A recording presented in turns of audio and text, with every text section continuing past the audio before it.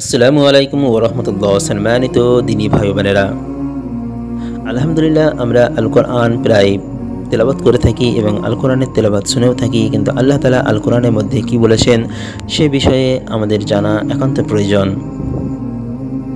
আজকের আলোচ্য বিষয় হচ্ছে সূরা ইয়াসিন এর 38 থেকে 46 নম্বর আয়াত। আমরা পূর্বের ভিডিওতে সূরা ইয়াসিনের 33 থেকে 37 নম্বর আয়াতের তেলাওয়াত এবং বাংলা তরজমা করেছি। আজকে তার পরবর্তী অংশ 38 থেকে 46 নম্বর আয়াতের তেলাওয়াত হবে এবং পরে তার বাংলা তরজমা হবে ইনশাআল্লাহ। আল্লাহ তাআলা আমাদেরকে ধৈর্য সহকারে কোরআন শরীফ তেলাওয়াত এবং তার বাংলা তরজমা শোনার তৌফিক দান করেন, আমিন। أعوذ بالله من الشيطان الرجيم. بسم الله الرحمن الرحيم.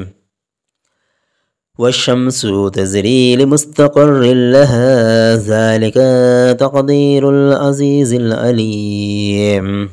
والقمر قدرناه منازل حتى عاد كالأرجون القديم. لا الشمس ينبغي لها أن تدرك القمر ولا الليل سابق النهار وكل في فلك يسبحون.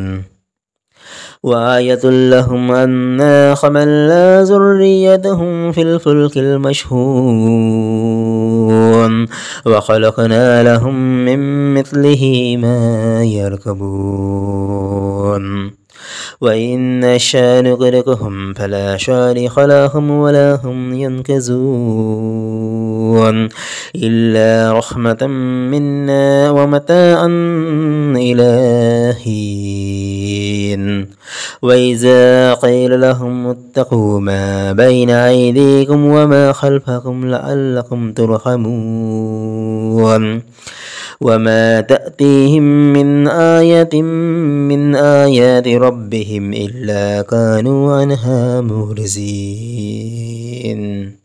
তরজমা হচ্ছে, আর সূর্য ভ্রমণ করে তার নির্দিষ্ট গন্তব্যের দিকে, এটা পরাক্রমশালী সর্বজ্ঞের নির্ধারণ। আর চাঁদের জন্য আমি নির্দিষ্ট করেছি বিভিন্ন মঞ্জিল, অবশেষে সেটা শুষ্ক বাঁকা পুরনো খেজুর শাখার আকারে ফিরে যায়। সূর্যের পক্ষে সম্ভব নয় চাঁদের নাগাল পাওয়া এবং রাতের পক্ষে সম্ভব নয় দিনকে অতিক্রমকারী হওয়া। আর প্রত্যেকে নিজ নিজ কক্ষপথে সাঁতার কাটে। আর তাদের জন্য এক নিদর্শন এই যে আমি তাদের বংশধরকে বোঝাই নৌযানে আরোহণ করিয়েছিলাম এবং তাদের জন্য অনুরূপ নৌযান সৃষ্টি করেছি যাতে তারা আহরণ করে।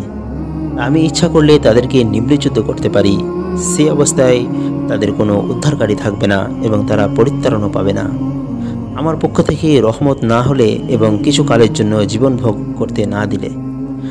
আর যখন তাদেরকে বলা হয় যা তোমাদের সামনে ও তোমাদের পেছনে রয়েছে সে ব্যাপারে তাকওয়া অবলম্বন করো যাতে তোমাদের ওপর রহমত করা হয়।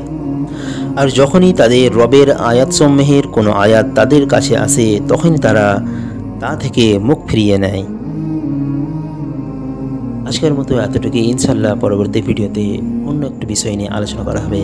আসসালামু আলাইকুম ওয়া রাহমাতুল্লাহি ওয়া বারাকাতুহু।